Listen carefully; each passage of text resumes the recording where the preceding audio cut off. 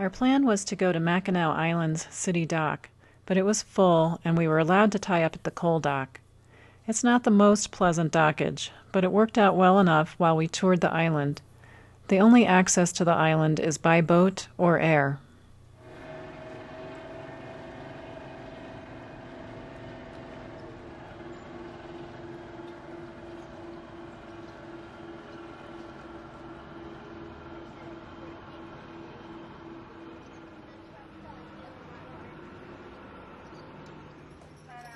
Did you ever show horse and buggy? So just, excuse me, one horse rather than two, and it's a nice way to... The island's fort is very interesting and the Grand Hotel is stunning. Constructed in the late 1800s, the hotel claims to have the world's largest porch. About 660 feet, which is like 2 football fields placed end to end. Now if you'll notice on the underneath side of the roof of the pool, downtown, where the Windsor Hotel is today. When they moved the cemetery up here in the 1850s, they moved all the headstones, but they left the bodies downtown. There's some of them here. And for that reason, they say the Windsor is haunted, so they want to be a little careful walking by there at night. The limestone arch rock stands about 150 feet above Lake Huron's shoreline.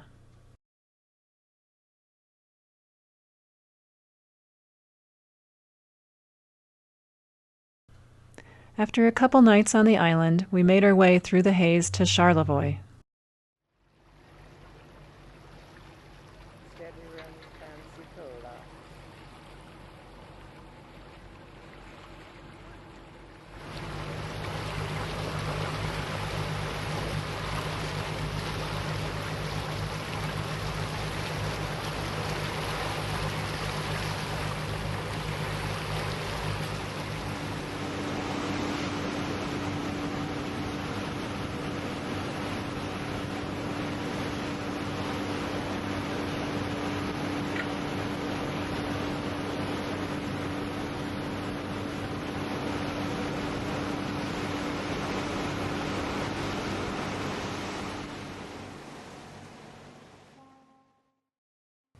The Mackinac Bridge is the third longest suspension bridge in the United States.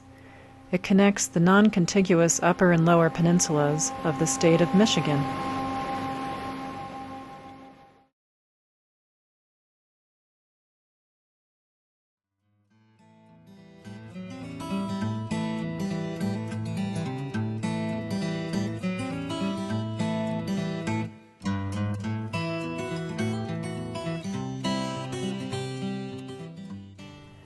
Some boaters say that Charlevoix's Round Lake is the best natural harbor in Lake Michigan. The only way to get from Lake Michigan to several towns on Lake Charlevoix by boat is through Charlevoix. Consequently, a lot of boat traffic passes through the city.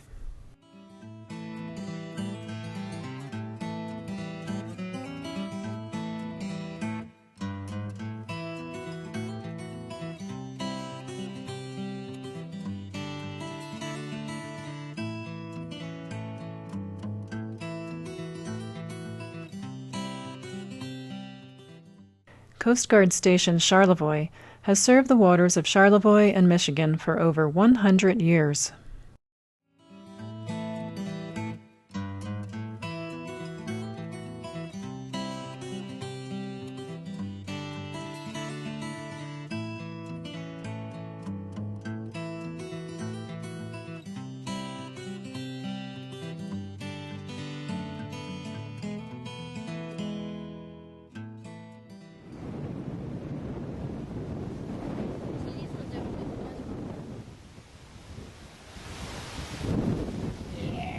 Next stop was Traverse City.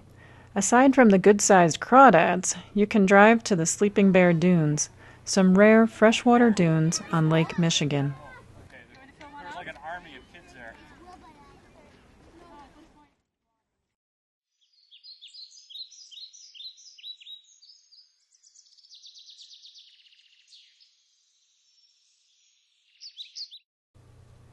You can hike around the dunes and even down to the lake if you think you're strong enough to climb back up.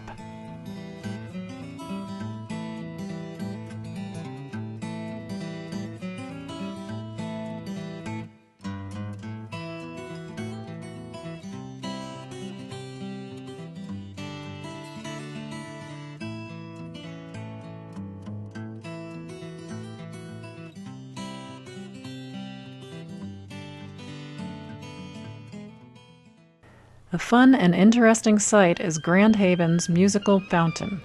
Shows begin at dusk and are beautifully choreographed.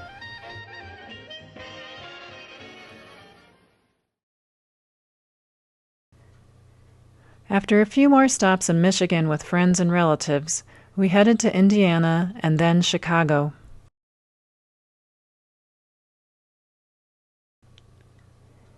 Again, bridge clearances may determine your southern route, so be sure to check them in advance.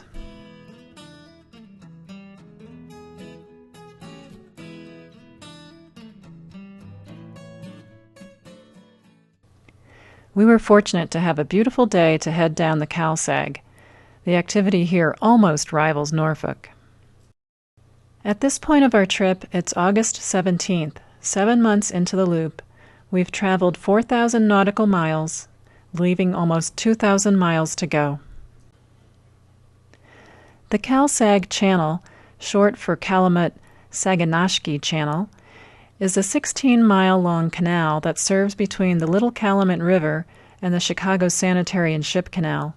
It flows into the Illinois River, which we stayed on until reaching the Mississippi River. The Cal-Sag serves barge traffic in an industrial zone in the far southern neighborhoods and adjacent suburbs of Chicago. Everyone we met along the channel was courteous.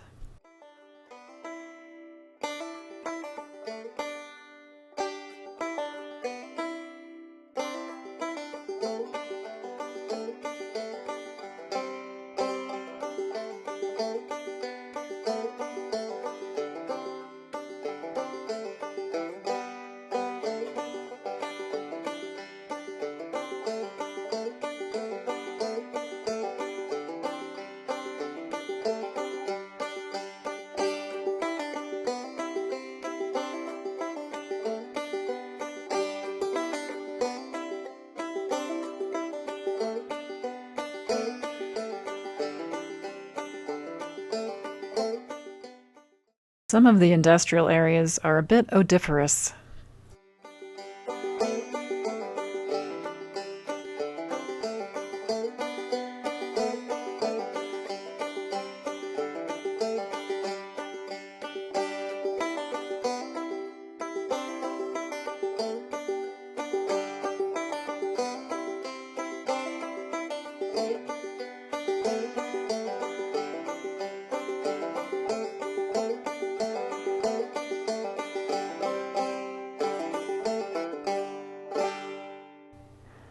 Along this route, our port drive shaft pulled out of the engine, so we limped along with just the starboard engine until 8:30 p.m.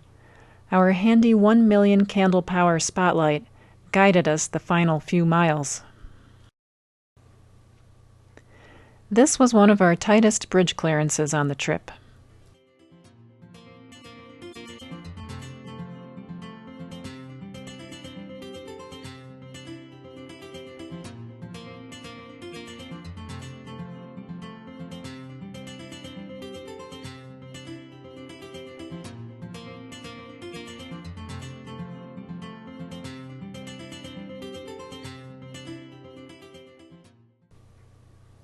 After repairs at Harborside Marina, we headed out and timed our locking poorly, but the lockmaster squeezed us in between two barges.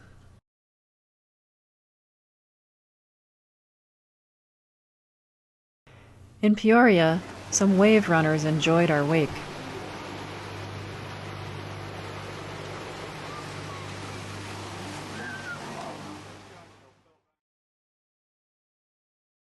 After locking through the Peoria lock around 7 a.m., we cruised 76 miles to Logsdon Tug Service Barge in Beardstown, Illinois, where we tied up for the night.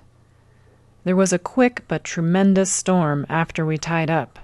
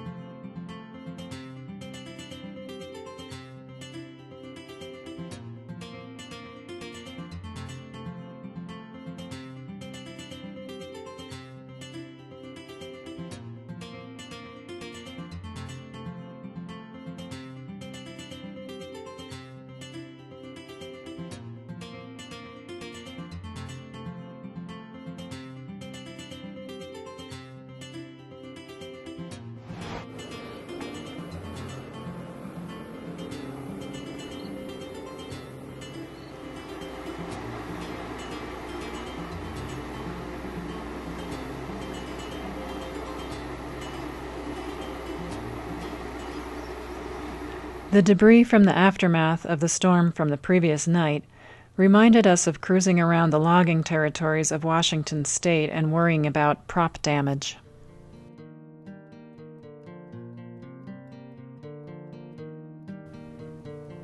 Located along the Mississippi Flyway, the Mark Twain National Wildlife Refuge is one of the major routes for migrating waterfowl. When approaching the Mississippi from the Illinois, it's good to be prepared with various charts.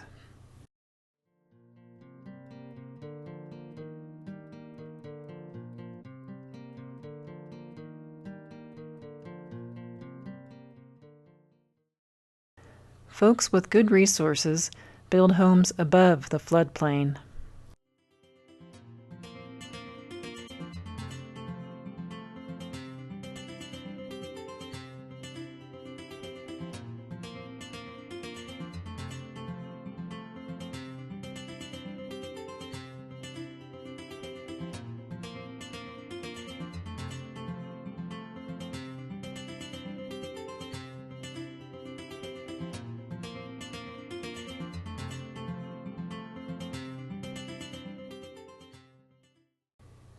The Gateway Arch is the iconic image of St. Louis, Missouri.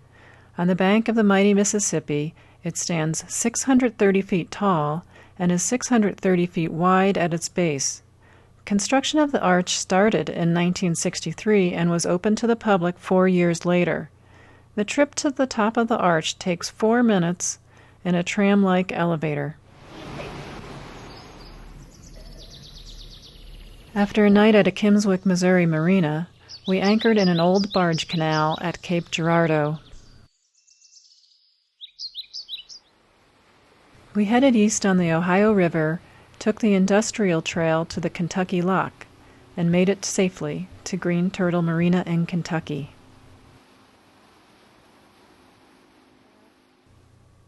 On August 29th, the DeFever was hauled for maintenance, and we rented a car to take in the sights.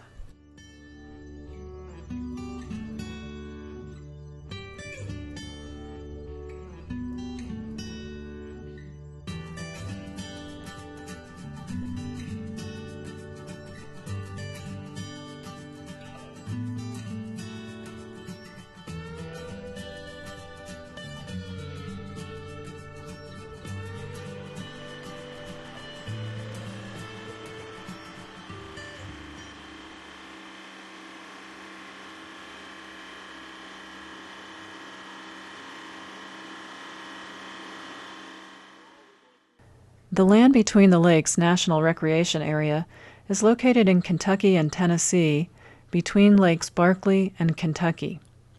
The area offers environmental education along with camping and hiking.